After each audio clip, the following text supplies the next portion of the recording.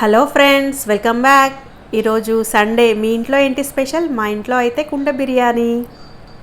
అసలు టేస్ట్ ఉందండి, మాటల్లో చెప్పక్కర్లేదు, ఫస్ట్ క్లాస్. మరి ప్రాసెస్లోకి వెళ్ళిపోదామా? ముందుగా 2 మీడియం సైజ్ ఉల్లిపాయల్ని సన్నగా కట్ చేసుకొని డీప్ ఫ్రై చేసుకుందాం. ఉల్లిపాయలు త్వరగా వేగాలంటే ఒక చిటికెడు సాల్ట్ వేసుకోవాలండి. చూసారా, ఉల్లిపాయలన్నీ బాగా వేగిపోయినాయి. వీటన్నిటి ఒక ప్లేట్లోకి తీసేసుకుందాం. ఇప్పుడు మసాలా ప్రిపరేషన్ కోసం ఈ కనిపిస్తున్న మసాలాలన్నీ రోట్లో వేసుకొని బాగా దంచుకుందాం.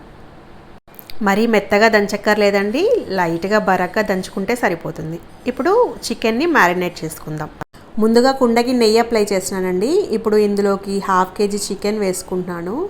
దానికి సరిపడా సాల్ట్, అలాగే 3 టేబుల్ స్పూన్స్ కారము, ఒక 1/2 టేబుల్ స్పూన్ పసుపు, 1 టేబుల్ స్పూన్ ధనియాల పొడి, 1/2 టేబుల్ స్పూన్ జీలకర్ర పొడి, అలాగే 1 టేబుల్ స్పూన్ అల్లం వెల్లుల్లి పేస్ట్ అండ్ ఒక నిమ్మకాయ రసం పిండుకుంటున్నాను. అలాగే ఇందులోకి ఒక 1/2 లీటర్ పెరుగు వేసుకుందామండి. తర్వాత ఇందులోకి ముందుగా ఫ్రై చేసి పెట్టుకున్న ఫ్రైడ్ ఆనియన్స్ వేసుకుందాము.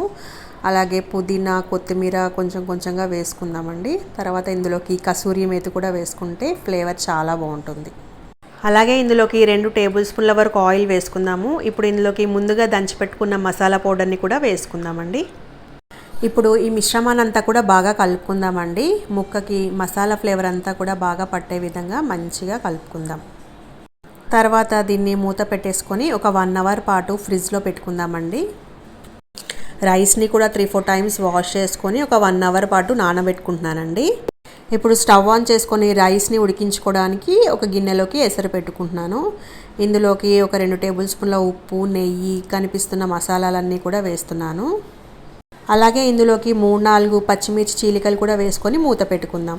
ఇప్పుడు ఎసరు మరుగుతున్నప్పుడు ఇందులోకి రైస్ యాడ్ చేసుకుందాము. ఇప్పుడు మరుగుతున్న ఎసరులో నుంచి ఒక గ్లాస్ వాటర్ తీసి మ్యారినేట్ చేసుకున్న చికెన్లో వేసుకుందామండి. అలాగే రైస్ ఉడికిందో లేదో కూడా ఒకసారి చెక్ చేసుకుందాము. ఈ రైస్ని 3 లేయర్స్ కింద వేసుకుంటున్నానండి. ఫస్ట్ 20% వరకు కుక్ అయిన రైస్ని వేసుకుంటున్నాను. తర్వాత ఇందులోకి ఒక 50% వరకు కుక్ అయిన రైస్ని వేసుకుంటున్నాను. ఆ తర్వాత ఆల్మోస్ట్ 80-90% వరకు కుక్ అయిన రైస్ని వేసుకుంటున్నానండి. అలాగే మధ్య మధ్యలో ఫ్రైడ్ ఆనియన్స్, పుదీనా, కొత్తిమీర కూడా వేసుకొని ఒక 3 టేబుల్ స్పూన్స్ నెయ్యి వేసుకొని అల్యూమినియం ఫాయిల్ తోటి కవర్ చేసుకుంటున్నాను. ఇప్పుడు స్టవ్ ఆన్ చేసుకొని హై ఫ్లేమ్లో ఒక 5 మినిట్స్, సిమ్లో ఒక 20 మినిట్స్ కుక్ చేసుకున్నానండి. చూడండి, మన డెలీషియస్ పాట్ బిర్యానీ రెడీ అయిపోయింది.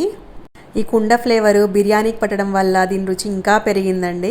మరి ఇంకెందుకు ఆలస్యం, నేను చెప్పిన ప్రాసెస్లో ఒకసారి మీరు కూడా ట్రై చేసి ఎలా వచ్చిందో కామెంట్ చేయండి.